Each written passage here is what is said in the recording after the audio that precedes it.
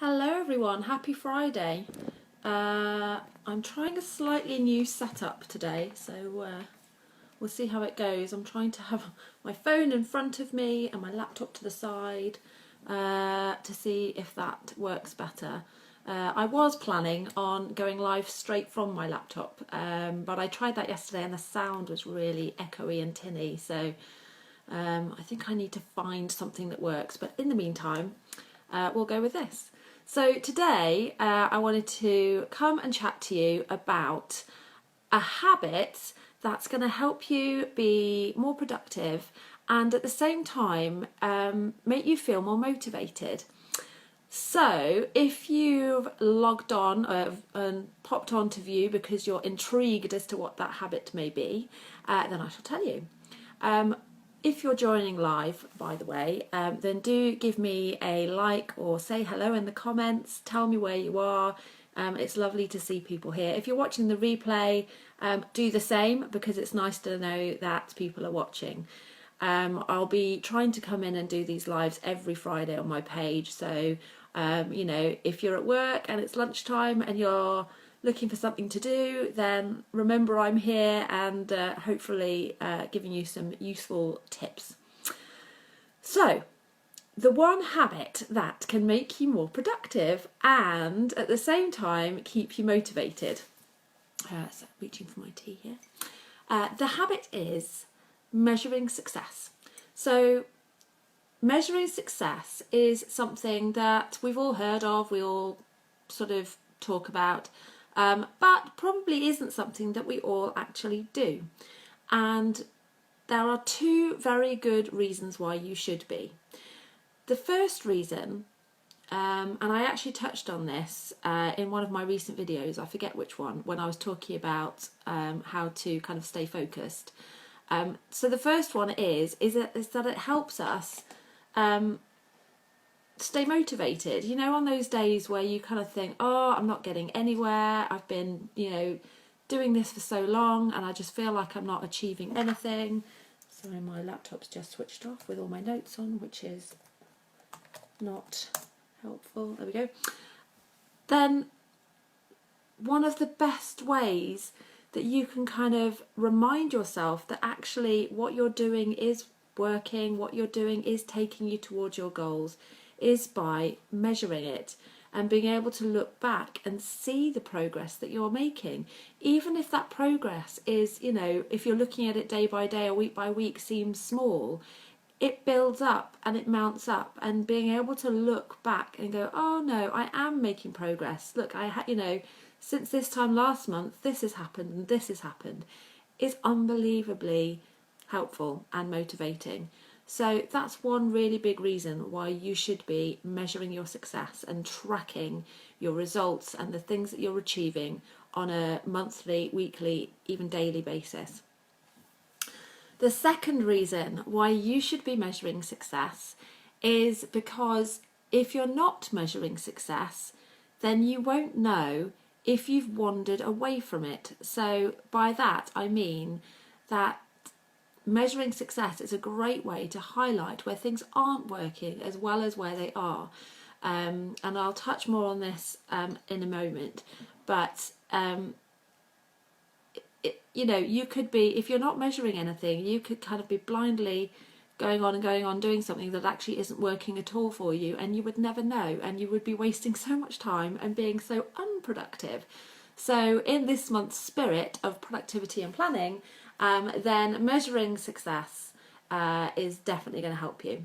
So how do you measure success and what do you measure? The first thing you need to do is to go back to your goals that are so important. What's your overall goal, and what targets have you set yourself in order to reach that overall goal? And this all sounds a bit fuzzy and theoretical, so I'm going to go back to my favourite example of the wedding photographer to explain this. So for example, our wedding photographer might have set himself a goal of booking 5 weddings this summer. And as part of that goal, he may have set himself a target of booking 20 meetings with couples to discuss his services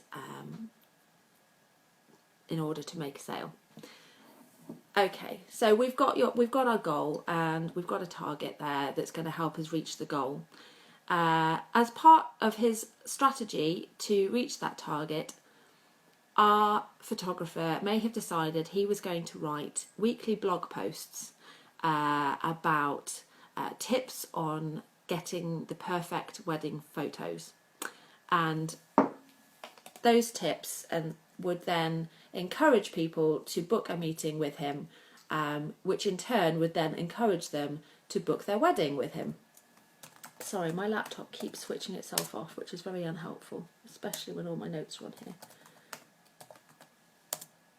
So, how would the photographer measure success? Well, first of all, the most obvious thing is he's going to want to measure how many weddings he's booked. Then he's going to want to measure how many meetings he's booked with couples, because those are his two main, his goal and his targets. Those are obvious things that he's going to have to measure.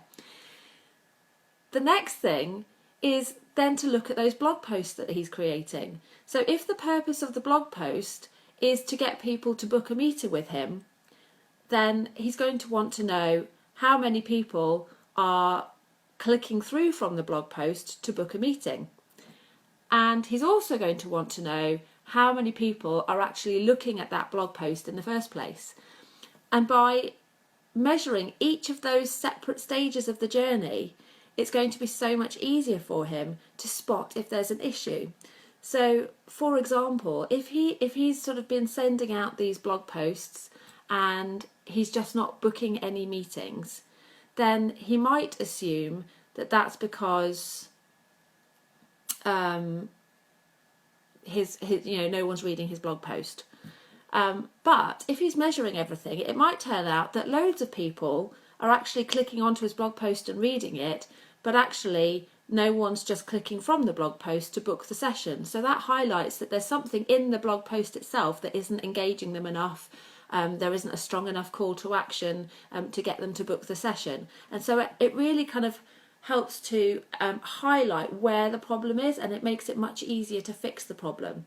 If there is one. If there isn't a problem and everything's working brilliantly, then again it shows that the whole process is working, and that it's something that he can then reuse and kind of copy again in the future. So by measuring each of those stages, it will help him be so much more productive, and it will help him stay on track and stay focused with the goals that he's trying to achieve. So there we go. So those are the reasons why you need to be measuring your success. So reason number one, because it will help to motivate you. It'll help to remind you that you are actually moving forwards in the right direction by being able to see those little steps going forwards each day, each week.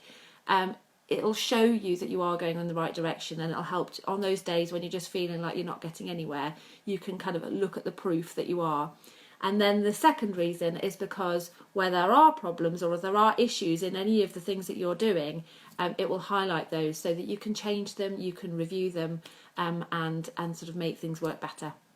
So if you're not already measuring your success, then go out and start doing it today. I hope you have a lovely weekend. If you haven't already signed up for my productivity challenge, that starts on Monday, and I'll pop a link in the comments. You'll get a daily email for 7 days that helps you with tips and tricks on how to be more productive, stay more focused and get more done. So if that sounds like something that you would find useful, then definitely sign up for the challenge that starts on Monday. And as I say, I'll pop the link in the comments below. Have a wonderful weekend, and I shall see you again at this page next Friday. Bye.